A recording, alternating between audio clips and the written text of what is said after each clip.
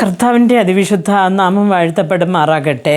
യോഹന്നാൻ എഴുതിയ സുവിശേഷം 15-ാമത്തെ അധ്യായം അതിൻ്റെ 13-ാമത്തെ വാക്യത്തിൽ നാം ഇങ്ങനെ വായിക്കുന്നു: സ്നേഹിതന്മാർക്ക് വേണ്ടി ജീവനെ കൊടുക്കുന്നതിലും അധികമുള്ള സ്നേഹം ആർക്കും ഇല്ല എന്ന് പറയുന്നു. പ്രിയ ദൈവവേദലെ, അപ്പോൾ ഇവിടെ പറയാണ് സ്നേഹിതന്മാർക്ക് ജീവൻ കൊടുക്കുന്നതിലും വരുന്ന സ്നേഹം എന്ന്.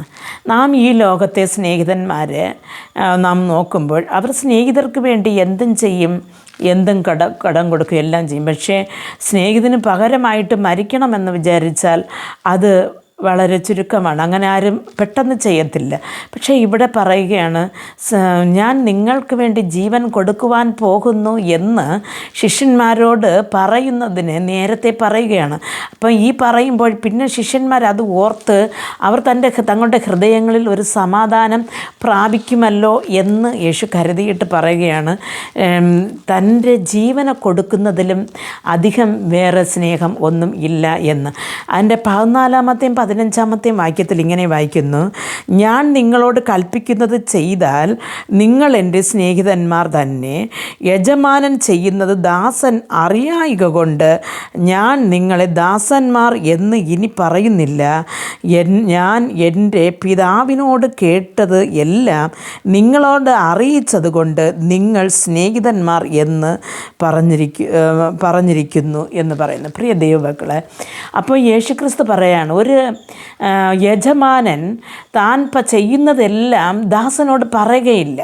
അപ്പോൾ അതുകൊണ്ട് യജമാനന് ദാസൻ തന്നെ. പക്ഷേ ഈ നമ്മുടെ സ്വർഗസ്ഥ പിതാവായ നമ്മുടെ യജമാനന് നമ്മൾ ഇനി ദാസന്മാരല്ല സ്നേഹിതന്മാരാകുന്നു എന്ന് പറയുന്നു. അപ്പോൾ യേശു പറയുന്നു, ഞാൻ എൻ്റെ പിതാവിനോട് കേട്ടതെല്ലാം ഞാൻ നിങ്ങളോട് പറഞ്ഞിരിക്കുന്നു, ആയതുകൊണ്ട് നിങ്ങൾ എൻ്റെ സ്നേഹിതന്മാർ തന്നെ എന്ന് പറയുന്നു. പ്രിയ ദൈവവേദല, യേശു പിതാവിനോട് കേട്ടതും അറിഞ്ഞതും എല്ലാം ശിഷ്യന്മാർക്ക് പറഞ്ഞു കൊടുത്ത് അവർ മുഖാന്തരം നമ്മളും ഇന്ന് ബൈബിൾ വചനം മുഖാന്തരം പഠിച്ചു കൊണ്ടിരിക്കുന്നു. അപ്പോൾ നാം എന്ത് ചെയ്യണമെന്ന് വെച്ചാൽ, നമുക്ക് അവൻ്റെ ഒരു സ്നേഹിതന്മാരായി തീരണമെങ്കിൽ നാം എന്ത് ചെയ്യണമെന്നാൽ യേശു ക്രിസ്തു പറഞ്ഞ കൽപ്പനകളെ നാം അനുസരിക്കണം. അപ്പോൾ യേശു പറയാണ്, എൻ്റെ കൽപ്പനകൾ അനുസരിക്കുകയാണെങ്കിൽ നിങ്ങൾ എൻ്റെ സ്നേഹിതന്മാരാകും. അപ്പോൾ ഒരു സ്നേഹിതന് ജീവൻ കൊടുക്കുന്നതിലും അധികം സ്നേഹം വേറെ ഒന്നും ഇല്ല എന്ന്. അപ്പോൾ യേശു നമുക്ക് വേണ്ടി ജീവൻ തന്നിരിക്കുന്നു. അപ്പോൾ അതുകൊണ്ട് നാം യേശുവിൻ്റെ സ്നേഹിതന്മാരായി തീർന്നു. പ്രിയ ദൈവമക്കളെ, അതാണ് അപ്പാ പിതാവേ എന്ന് വിളിക്കാനുള്ള പുത്രസുഖത്തിൻ്റെ ആത്മാവിനെയാണ് നമുക്ക് ദൈവം തന്നിരിക്കുന്നത്. ഇത്രയും വലിയൊരു രക്ഷ നമുക്ക് തന്നിരിക്കുമ്പോൾ ആ ദൈവത്തിൻ്റെ കൽപ്പന അനുസരിച്ച് ആ വഴികളിൽ നടപ്പാൻ ദൈവം നമുക്ക് ഓരോരുത്തർക്കും കൃപ നൽകട്ടെ. പ്രാർത്ഥിക്കാം. ഞങ്ങൾ അതിവാത്സല്യമായി സ്നേഹിച്ച് വഴി നടത്തുന്ന ആ സ്വർഗസ്ഥ പിതാവേ, കർത്താവേ, ദൈവമേ, ഞങ്ങൾ ഈ ലോകത്തിലായിരിക്കുന്നുവെങ്കിലും അങ്ങയുടെ മക്കളാണ് എന്ന് കർത്താവെ അറിയണമെങ്കിൽ കർത്താവ് അങ്ങയുടെ കൽപ്പനകൾ അനുസരിക്കണം.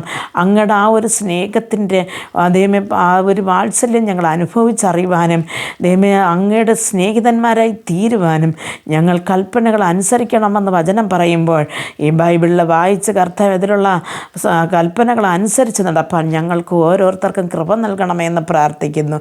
കർത്താവെ, അങ്ങയെ ധിക്കരിച്ച് നടപ്പാൻ ആർക്കും ഇടവരരുതേ. അങ്ങയുടെ കോപത്തിന് ഞങ്ങൾ ആരും കർത്താവെ ബാധ്യരായി തീരരുതപ്പാ. ദൈവമേ, അങ്ങയുടെ കൃപ കൊണ്ട് നീ ഞങ്ങളെ കർത്താവെ അനുസരണമുള്ള പൈതങ്ങളാക്കി മാറ്റണമെന്ന് പ്രാർത്ഥിക്കുന്നു. യേശു ക്രിസ്തുവിൻ്റെ നാമത്തിൽ പ്രാർത്ഥിക്കുമ്പോൾ പ്രാർത്ഥന കൃപയോട് കേട്ട് മറുപടി നൽകി തരണം നല്ല പിതാവേ. ആമേൻ.